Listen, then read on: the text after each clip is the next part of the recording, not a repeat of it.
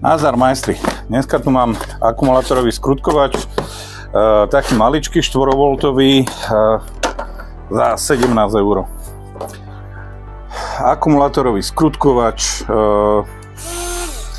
tu je zapínacie tlačítko, kontrolka stavu nabitia, zelená, červená, prepínanie smeru otáčania, nastavenie krútiaceho momentu, má 5 stupňov nastavenia krútiaceho momentu, nemá žiadne osvetlenie, má magnetické upnutie na bity 6,35 mm, má USB-C nabíjanie, to nám umožňuje nabíjať aj keď práve používame skrutkovač. Ešte som zabudol dodať, že skrutkovač má dve možnosti spúšťania, buď tlačidlom, alebo tu má ešte funkciu podobne ako Bosch Go, kde vlastne prítlakom zapíname alebo spúšťame ten skrutkovač. Veľkosť oproti ručke štandardného šrobováku je len o niečo málo väčšia. Je to ľahké, nie je to ťažké. Dá sa to použiť napríklad pri skladaní nábytku, keď máme predvrtané skrutky už od výrobcu, tak vieme zvládnuť napríklad aj takéto konfirmáty, ktoré sa bežne používajú pri spájaní skriniek, políčiek, stolíkov alebo podobne. Táto je až dokonca do dĺžky 70 mm.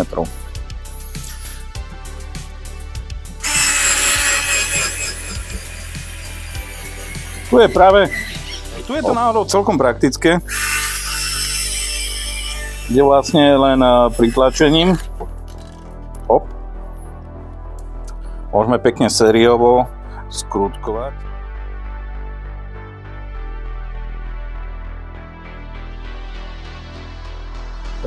Keď chceme použiť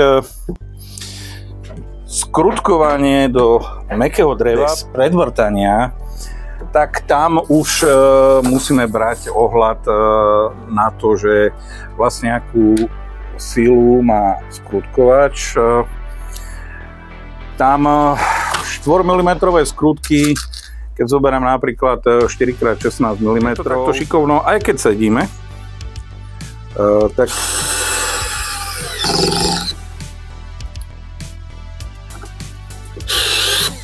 tých 4x16 to ešte tak zvládne. Chcel som pôvodne to odskúšať na nejakých s vypnutou spojkou, kde to máme maximálny krútiaci moment, ešte tých 4x20 do mäkkého dreva smrekového to dalo.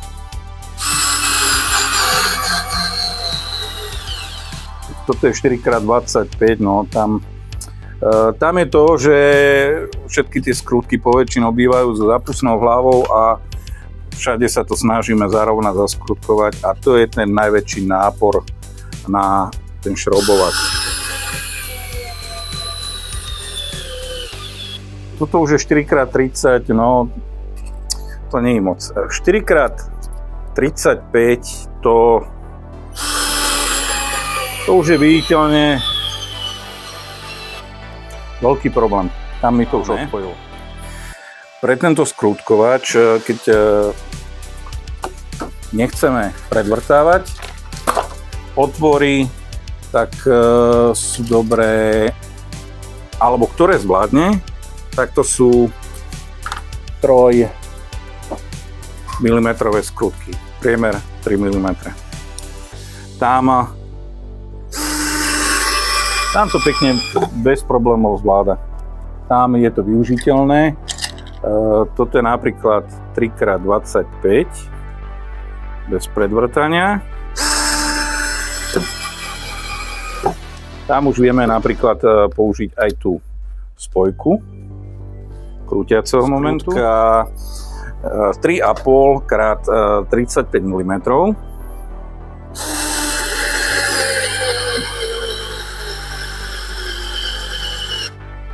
No.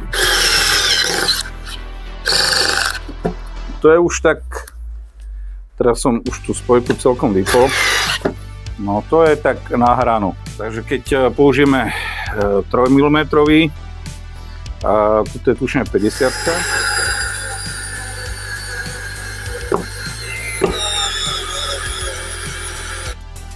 No tu mi to už vyplo. Keď máme predvrtané skrutky, ako mám napríklad tu predvrtané otvory, tak kľudne aj 4x35 mm to zvládne. Hop, mám to dobre zapnuté.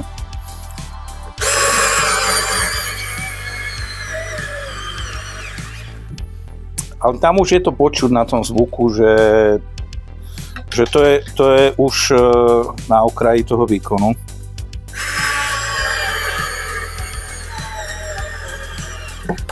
Skrutkovač môže mať fajn uplatnenie napríklad pri opravách aj nejakého elektrického náradia. Kde nám to pekne vyhovuje, pritlačíme a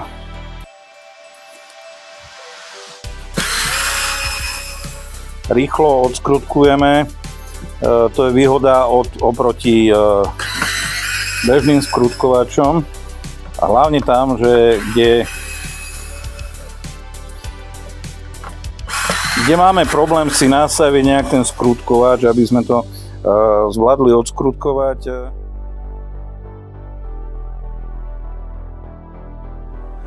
Skrutkovač je možné použiť aj v manuálnom móde na ručné odskrutkovanie alebo doskrutkovanie, ale tam kvôli tomu ovládaniu s tým tlakom si to treba tým tlačítkom vypnúť, aby keď na to pritlačíme, aby sme si nespustili ten skrutkovač. Tam výrobca odporúča do maximálneho krúťaceho momentu 7 Nm, keď ho používame ako klasický ručný šrobovák. Ukázal som, že na čo je ten skrutkovač určený. Keď niekto čaká nejakého silného ťahúňa, tak nie je tento skrutkovač. Na také nejaké bežné drobné veci, nenáročné, napríklad aj pri tých opravách, že kde potrebujeme väčšie množstvo skrutiek odskrutkovať, takže tam je tá pritlačná funkcia, nazvime ju, celkom dosť osožná. USB-C nabíjanie, to poteší, že nemusíme na to čakať neviem koľko. Je to nejaký priestor, kde si môžeme nahádzať aj nejaké ktoré máme, nejaké nástavce voľné už predtým. Tento almanach, to je hrôza, neviem, na čo to k tomu dávajú. Sama bezpečnosť a dokopy nič tam k veci okolo toho. Ten krúťací moment, ten má zmysel, čo len keď robíme tie metrické skrutky, keď zatvárame nejakú plechovú skrinku nejakého prístroja, alebo pri tom mäkkom dreve pri skrutkách 3 mm. Pri tých hrubších tam je to zbytočné, tam už musíme ísť na maximálny výkon. Čo by som mu asi vedel vytknúť, tak je tu hrozne jemná aretácia polôch toho prepínača smeru otáčania. Toto tlačítko to má taký úplne minimálny odpor. Zapneme ho napríklad aj takto. Ani ho nemusím stlačať priamo prstom. Pre niekoho to možno, že bude výhoda. Keď sa to trošku pritlačí, tak dá sa spustiť. Telo prístroja, čo je táto čierna farba, tak to je všetko pogumovanie. On sa drží dobre. To je na záver asi tak všetko. Nezabudnite podporiť môj kanál lajkom, odberom, zdieľaním, prípadne cez PayPal účet, ktorý priložím dole do popisu pod video. Za sledovanie ďakujem, dovidenia.